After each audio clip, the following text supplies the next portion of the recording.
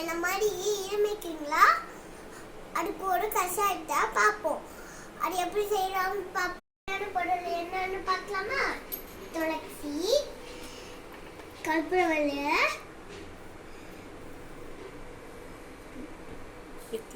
வெத்தலை, முருங்கை இலை,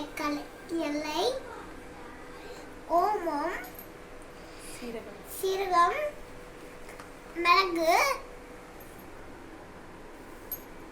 பாத்திரம்.